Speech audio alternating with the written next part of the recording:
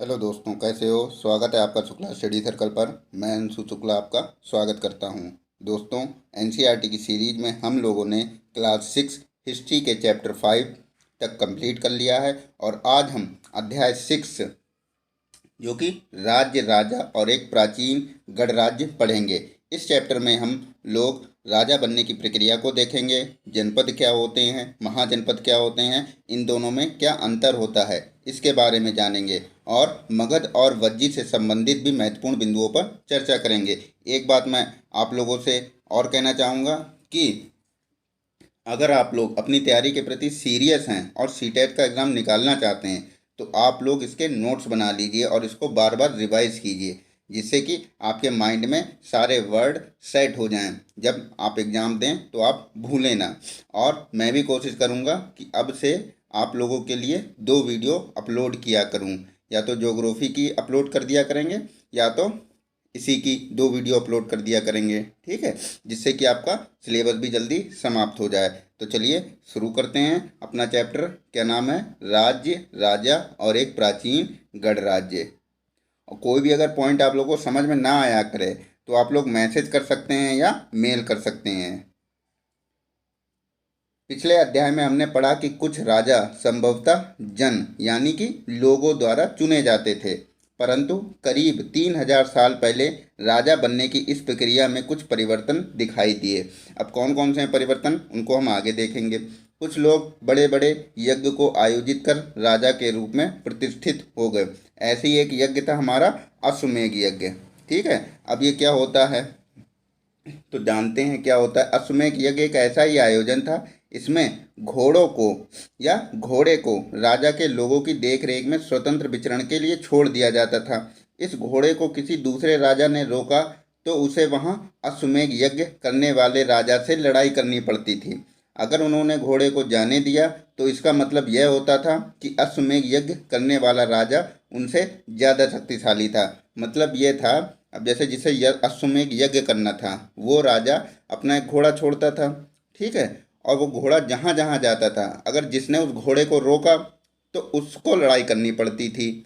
अगर किसी ने नहीं रोका तो यह मान लिया जाता था कि अश्वमेध वाला जो राजा है वह सबसे शक्तिशाली राजा है। फिर इसके बाद उन राजाओं को यज्ञ में आमंत्रित किया जाता था, मतलब जो घोड़े को छोड़ देते थे, और जो घोड़े को पकड़ लेते थे उनसे तो फिर लड़ाई लड़नी पड़ती थी।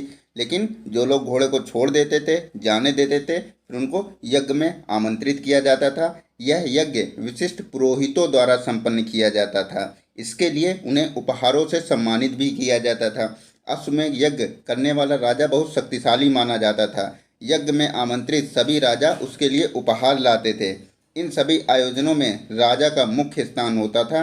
उसे राज सिंहासन या बाघ की खाल के एक विशेष आसन पर बिठाया जाता था। साथियों, ये सारे पॉइंट आप लोगों के लिए बहुत इंपॉर्टेंट हैं। आजकल पेपर थोड़ा हट के आ रहा है, सारे स्टेटमेंट के क्वेश्चन आ रहे हैं, तो एक एक स्टेटमेंट आपको ध्यान रखना है और जो मैं बोल रहा हूँ वो भी आप लोगों को ध्यान रखना है।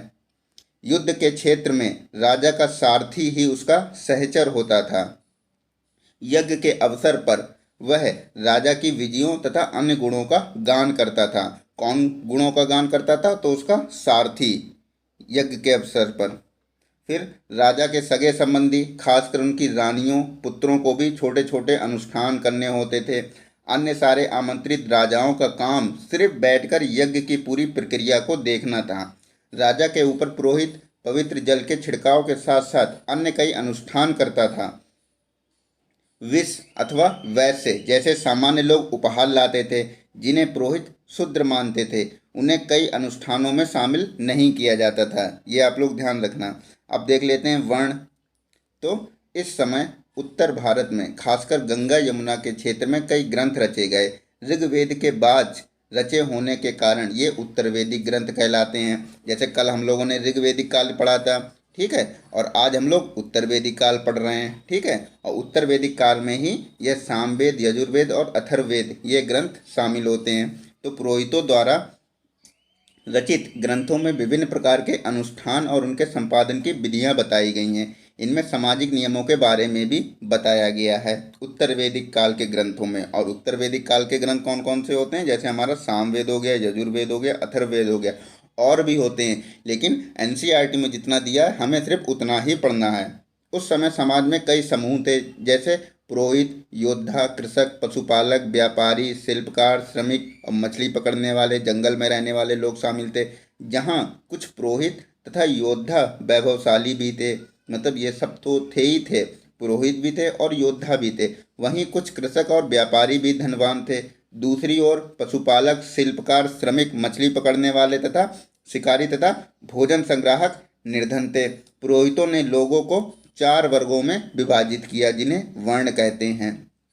किसने विभाजित किया? पुरोहितों ने 4 वर्गों में विभाजित किया लोगों को, जिसको हम लोग वर्ण कहते हैं। उसके अनुसार प्रत्येक वर्ण के अलग अलग कार्य निर्धारित थे। पहला वर्ण ब्राह्मणों को था, ये आप लोगों का ध्यान रखना। और ब्राह्मणों का काम क्या था? तो वेदों का अध्ययन और अध्यापन करना, यह ब्राह्मणों का काम था। और यज्ञ करना, जिसके लिए उन्हें उपहार भी मिलता था ब्राह्मणों को। और दूसरा स्थान शासकों का था, ये ठीक है, और जिन्हें क्षत्रिय कहा जाता था। उनका काम युद्ध करना, लोगों की रक्षा करना।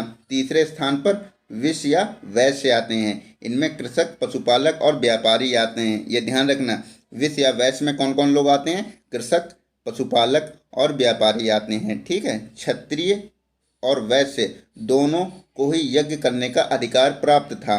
वर्णों में अंतिम स्थान शूद्रों का था। इनका काम अन्य तीनों वर्णों की सेवा करना था। इन्हें कोई अनुष्ठान करने का अधिकार नहीं प्राप्त था। किन्हें कोई कोई अनुष्ठान करने का अधिकार प्राप्त नहीं था? तो शूद्रों को। और औरतों को भी शूद्रों के समान माना गया है। महिलाओं तथा शूद्रों को वेदों के अध्ययन का अधिकार नहीं। अब 4 वर्ण कौन कौन से हैं ये आप लोग को ध्यान रखना। ब्राह्मण है, क्षत्रिय है, विश्य या वैश्य है, और चौथा शूद्र है। तो ये आप लोग ध्यान रखना और इसको पढ़ लेना बार बार, क्वेश्चन इन्हीं से ज़्यादा भी फंसते हैं। अब पुरोहितों के अनुसार सभी वर्णों का निर्धारण जन्म के आधार पर होता था। उदाहरण के तौर पर ब्राह्मण माता पिता की संतान ब्राह्मण ही होती थी। बाद में कुछ लोगों को अछूत माना गया। अछूत वर्गों में कुछ शिल्पकार, शिकारी तथा भोजन संग्राहक शामिल थे। साथ ही इनमें वे लोग भी आते थे जो शवों को दफनाने या जलाने का काम करते थे। इन लोगों से संपर्क अपवित्र माना जाता था। कई लोगों ने ब्राह्मणों द्वारा बनाई हुई इस वर्ण व्यवस्था को स्वीकार नहीं किया। कुछ राजा स्वयं को पुरोहित से श्रेष्ठ मानते थे। भाई कुछ राजा थे वो पुरोहितों से भी श्रेष्ठ मानते थे अपने आप को। तो कुछ लोग जन्म के आधार पर वर्ण निर्धारण सही नहीं मानते थे। इसके अतिरिक्त कुछ लोग व्यवसाय के आधार पर लोगों के बीच भेदभाव उचित नहीं समझते थे, जबकि कुछ लोग चाहते थे कि अनुष्ठान संपन्न करने का अधिकार सबका हो। कई लोगों ने छुआछूत की आलोचना की। इस उपमहाद्वीप के पूर्वोत्तर क्षेत्र जैसे कई इलाकों में सामाजिक आर्थिक असमानता बहुत कम थी। यहाँ पुरोहितों का प्रभाव भी बहुत सीमित था। कहाँ था? तो उपमहाद्वीप के पूर्वोत्तर क्षेत्र में। अगर क्वेश्चन आएगा तो ऐसे ही क्वेश्चन बनेगा। कोई भी मतलब जो क्वेश्चन बनाएगा वो अपने पास से कुछ नहीं देगा, जो एनसीईआरटी में लिखा होता है वही देगा क्वेश्चन में, ठीक है। अब आगे बढ़ते हैं। अब जनपद देख लेते हैं, जनपद क्या होते हैं, ठीक है। तो महायज्ञ को करने वाले अब जन के राजा ना होकर जनपदों के राजा माने जाने लगे, ठीक है। पहले क्या था? जन के राजा थे, अब जनपद के राजा बन गए। जनपद का शाब्दिक अर्थ है जन के बसने की जगह होता है। पुरातात्विदों ने इन जनपदों की कई बस्तियों की खुदाई की, ठीक है। कहाँ कहाँ खुदाई की? तो दिल्ली में पुराना किला, उत्तर प्रदेश में मेरठ के पास हस्तिनापुर और एटा के पास अंतरजी खेड़ा, ठीक है। फिर खुदाई से पता चलता है कि लोग झोपड़ियों में रहते थे और मवेशियों तथा अन्य जानवरों को पालते थे। वे चावल, गेहूं, धान, जौ, दालें, गन्ना, तिल तथा सरसों जैसी फसल भी उगाते थे। कौन लोग? जनपद के लोग। लोग मिट्टी के बर्तन भी बनाते थे। इनमें से कुछ धूसर और कुछ लाल रंग के होते थे। इन पुरास्थलों से कुछ विशेष प्रकार के बर्तन मिले हैं, जिन्हें चित्रित धूसर पात्र कहा जाता है। किन पुरास्थलों से मिले हैं? तो जनपदों से मिले हैं, ठीक है।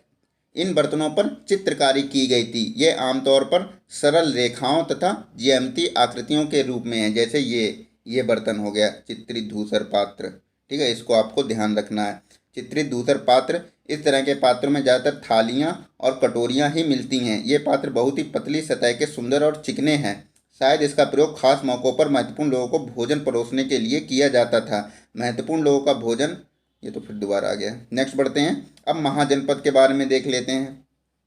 तो महाजनपद कौन कौन से होते हैं? तो करीब 2500 साल पहले कुछ जनपद अधिक महत्वपूर्ण हो गए, उन्हें महाजनपद कहा जाने लगा।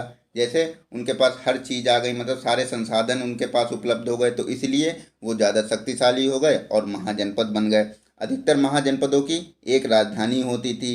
कई राजधानियों में किलेबंदी की गई थी, अर्थात इनके चारों ओर लकड़ी, ईंटों या पत्थर की ऊंचे दीवारें बनाई गई थीं। अच्छा, ये दीवारें क्यों बनाई जाती थीं? तो इसके कई कारण भी हो सकते हैं, जैसे अन्य राजाओं के आक्रमण के डर से अपनी सुरक्षा के लिए दीवार बनाते थे, या कुछ राजा अपनी राजधानी के चारों ओर विशाल, ऊंची और प्रभावशाली दीवार खड़ी कर अपनी समृद्धि और शक्ति का प्रदर्शन भी करते थे। ये आप लोग नोट कर लेना, जो मैंने बोला है इस टाइप का क्वेश्चन आया हुआ है। ठीक है, दीवार क्यों बनवाते थे? तो अन्य राजाओं के आक्रमण के डर से, अपनी सुरक्षा के लिए, या कुछ राजा अपनी राजधानी के चारों ओर विशाल, ऊंची और प्रभावशाली दीवार खड़ी कर अपनी समृद्धि और शक्ति का प्रदर्शन भी करते थे।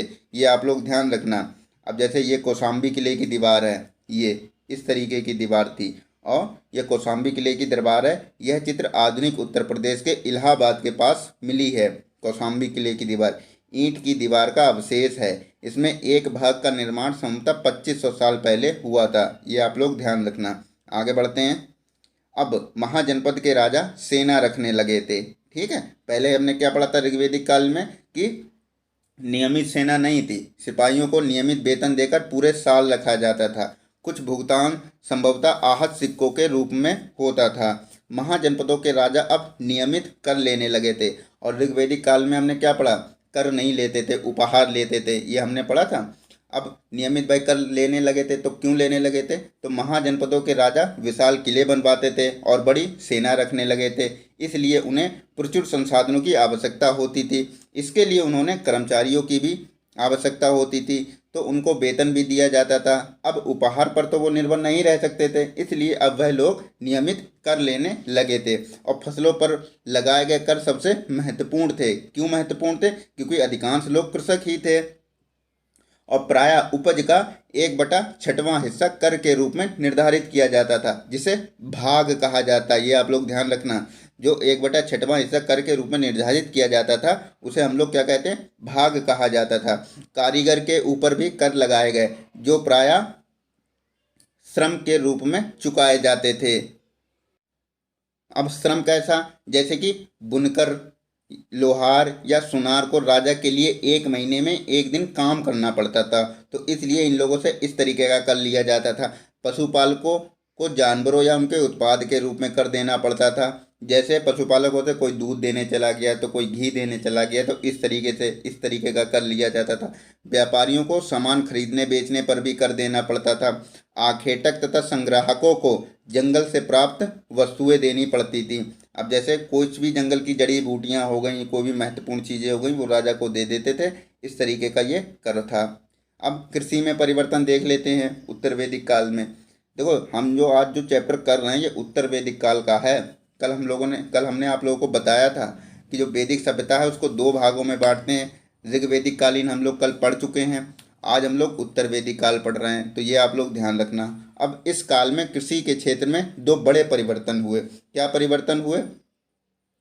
तो हल के फाल अब लोहे के बनने लगे थे। पहले हम लोगों ने देखा था कि जो हल थे वो लकड़ी के थे। फाल मतलब ये इस तरीके का, जैसे ये आपकी लकड़ी हो गई, फिर ये इस तरीके का एक मतलब लोहे का बनता है यहाँ पे चोनदार, जिससे कि जब ये आगे चले तो इससे जमीन जुतती रहे इससे। ठीक है, तो हल के फाल अब लोहे के बनने लगे थे। ठीक है, अब कठोर जमीन को लकड़ी के फाल की तुलना में लोहे के फाल से आसानी से जोता जा सकता था। इससे फसलों की उपज भी बढ़ी।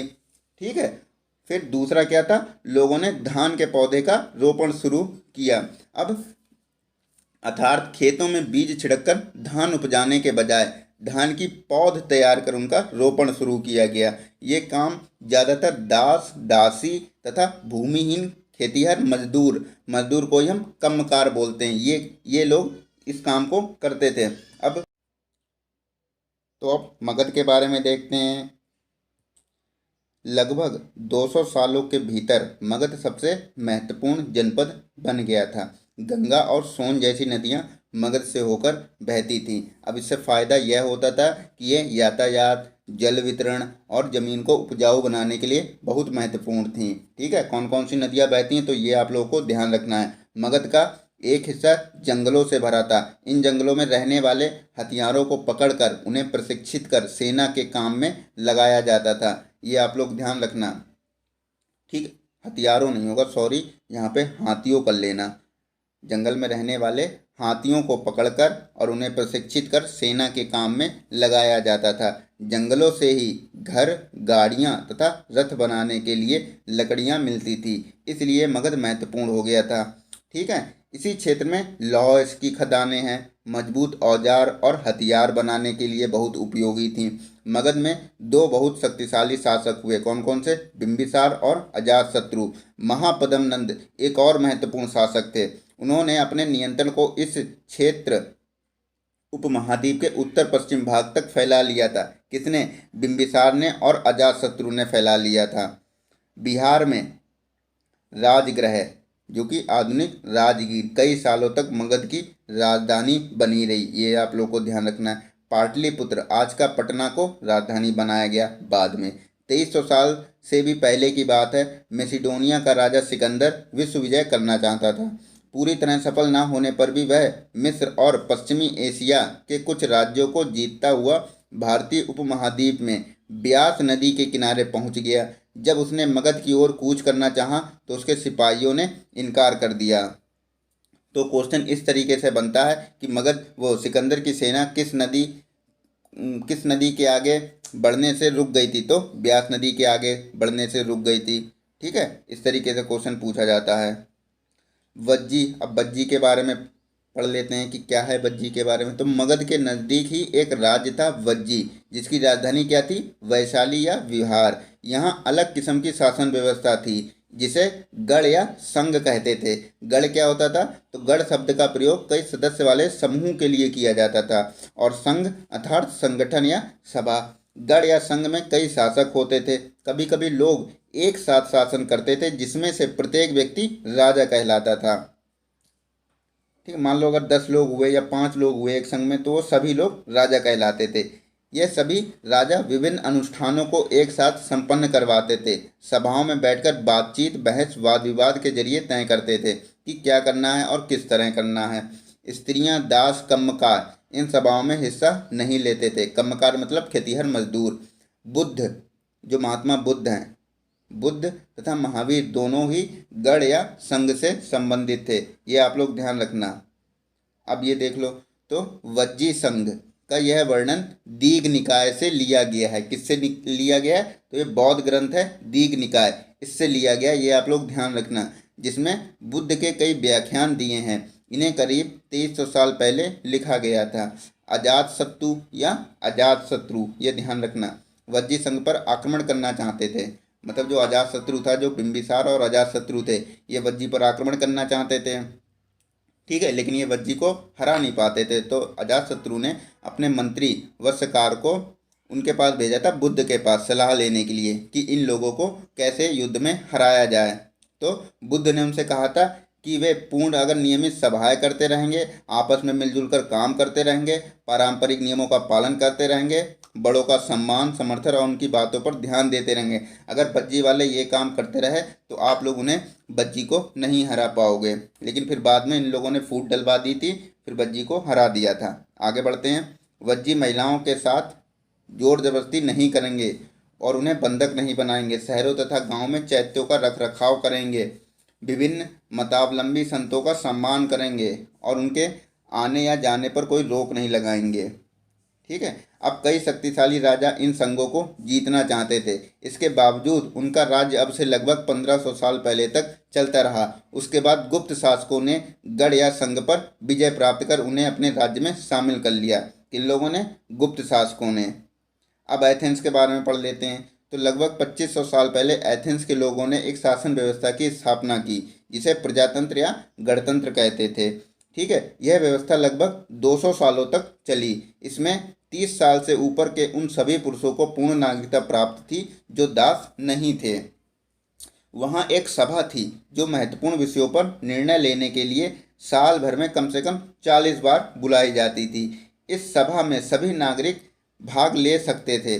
शासन के कई पदों पर नियुक्तियां लॉटरियों द्वारा की जाती थी। कहाँ? एथेंस में। सभी नागरिकों को सेना, नौसेना में अपनी सेवाएं देनी होती थीं और औरतों को नागरिक का दर्जा नहीं मिलता था। ये आप लोग ध्यान रखना। ठीक है। क्वेश्चन स्टेटमेंट से बनता है, व्यापारियों तथा शिल्पकारों के रूप में एथेंस में रहने और काम करने वाले बहुत से विदेशियों को भी नागरिक अधिकार नहीं मिले थे। किन्हें? व्यापारियों को और शिल्पकारों को, और जो विदेशी नागरिक थे उन्हें भी ये अधिकार नहीं मिले थे। एथेंस में खदान, मतलब जो खदान होती है, खेतों, घरों, कार्यशालाओं में काम कर रहे लोगों को भी नागरिक अधिकार नहीं मिले थे। अब इसमें आप लोग को ये ध्यान रखना है किसे नागरिक अधिकार मिले थे और किसे नागरिक अधिकार नहीं मिले थे। तो साथियों, आज के लिए बस इतना। कल फिर मिलेंगे नए चैप्टर के साथ। तब तक के लिए जय हिंद।